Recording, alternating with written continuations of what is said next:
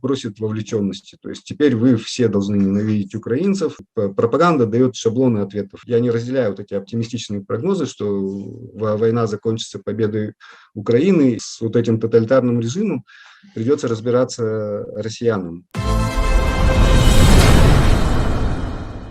Вот сегодня мы обсуждаем День Российской Конституции, и я знаю, что у вас очень много мыслей по этому поводу. Я вам сразу предоставлю слово, чтобы понять, в каком направлении вы хотите обсудить. Тут надо сказать, что Конституция сама – это закрепление принципов, по которым мы собираемся жить. А законы, они уже уточняют эти принципы, да, там, это такое частное, как мы в этом случае будем поступать, как в этом случае будем поступать. То есть Конституция – это основа, которая обрастает вот такими законодательными актами, которые, по идее, должны облегчать исполнение Конституции. Мы имеем обратную ситуацию. Законы, они как какие-то паразиты облепили Конституцию, и сама Конституция не работает.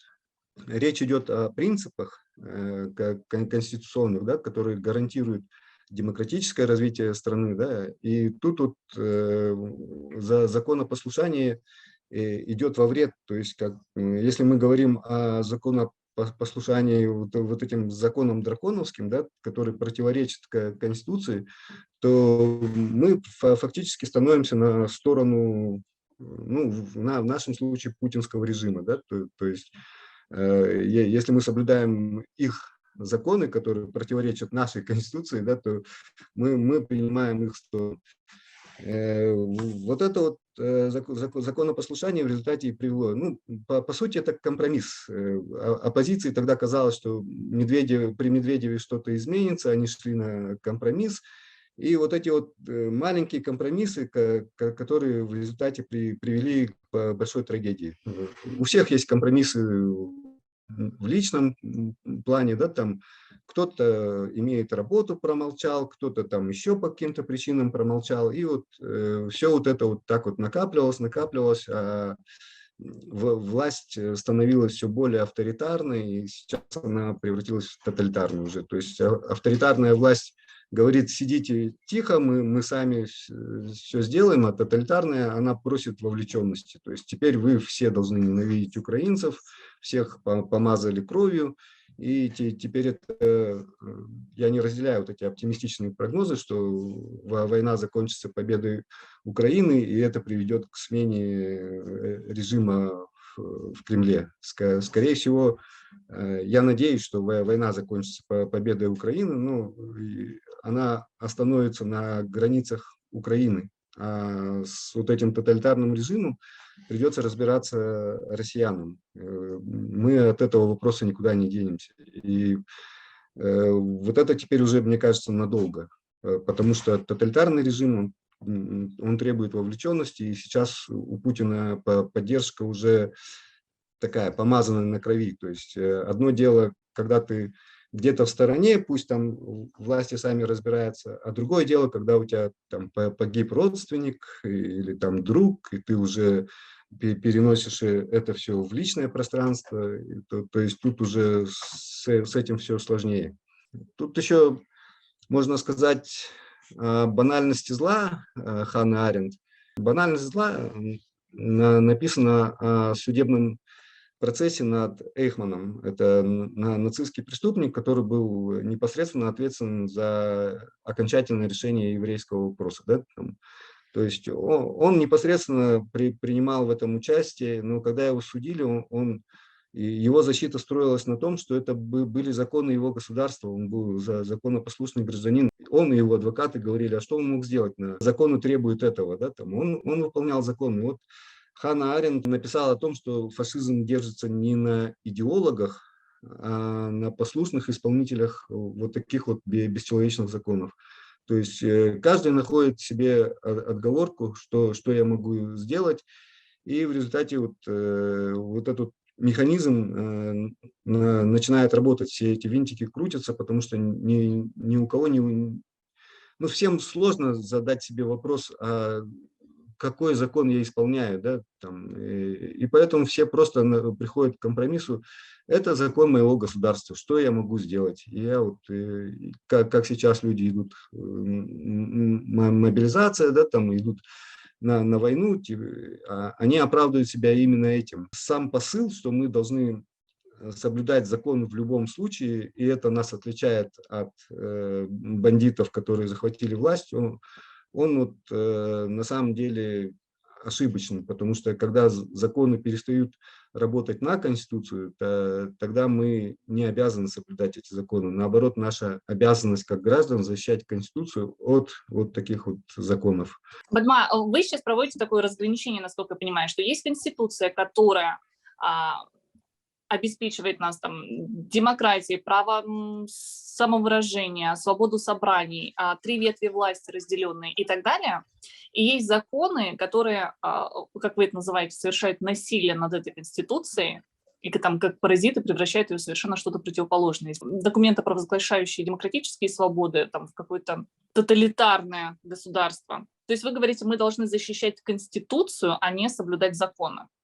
Да, ну, Конституцию не зря называют основным законом. Послушание сейчас оно абсолютное. Это не потому, что там пропаганда и все такое. Просто, с одной стороны, страх, с другой стороны, поощрение за то, что ты... Это дрессировка, по сути. Вот, так дрессируют животных. С одной стороны, бьют кнутом, а с другой стороны, дают конфетку. Да, там, и ты выполняешь то, что от тебя хозяин просит. Вот сейчас с обществом происходит то же самое. А пропаганда просто дает шаблоны для того, чтобы отбиваться от тех, кто пытается, ну, взывать к разуму. Да, там, пропаганда дает шаблоны ответов. И вот если посмотреть на любые дискуссии, там всегда то, что говорит Соловьев, где вы были 8 лет, шаблонные ответы.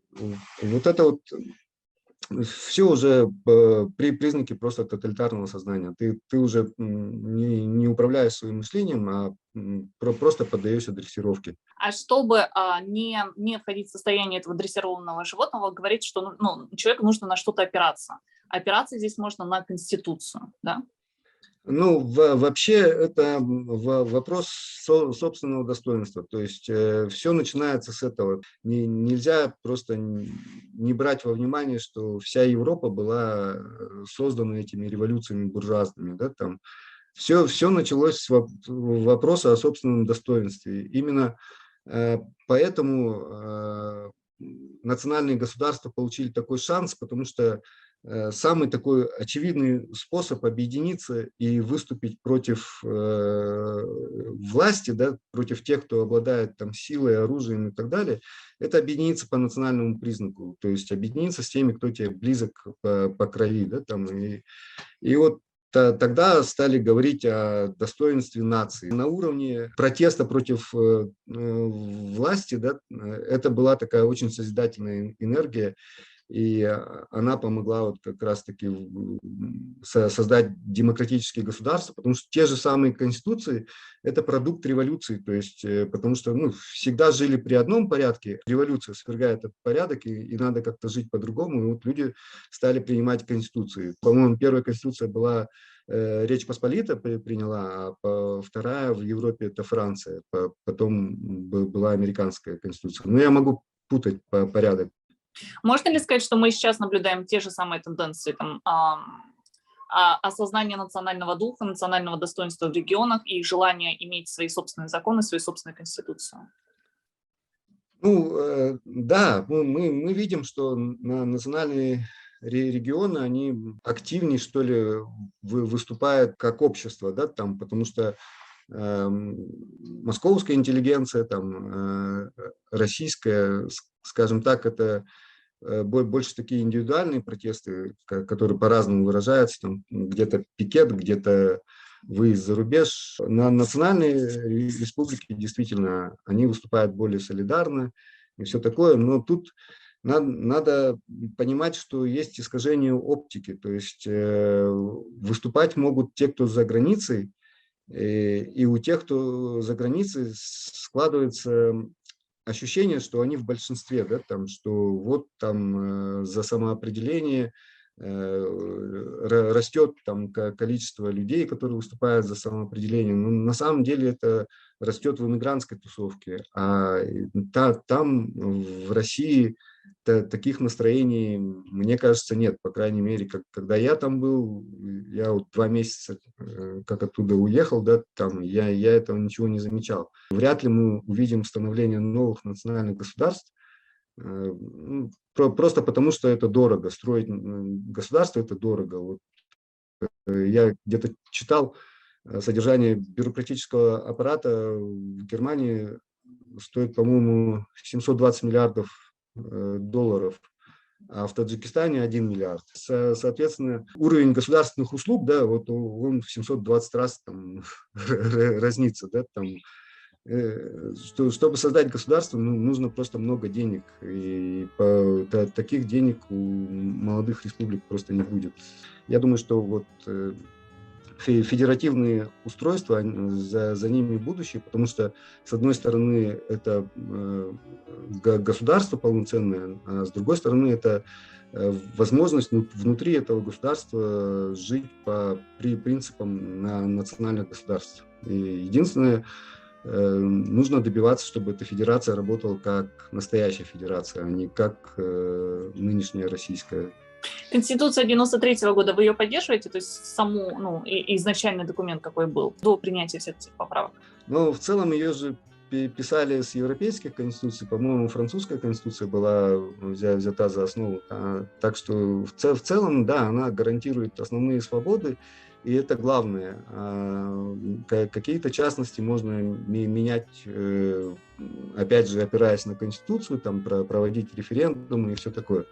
Но тут курица и яйцо, как раз-таки первичное – это чувство собственного достоинства. Когда вот это вот чувство собственного достоинства начнет просыпаться, когда люди начнут понимать, что в одиночку они не справляются, станут объединяться в какие-то низовые структуры, вот тогда уже можно говорить о каких-то документах. Сейчас бесполезно переписывать, если мы все время воспроизводим вот эти вот тоталитарные, авторитарные модели, да, то есть сейчас просто общество не доросло до той конституции, которую имело.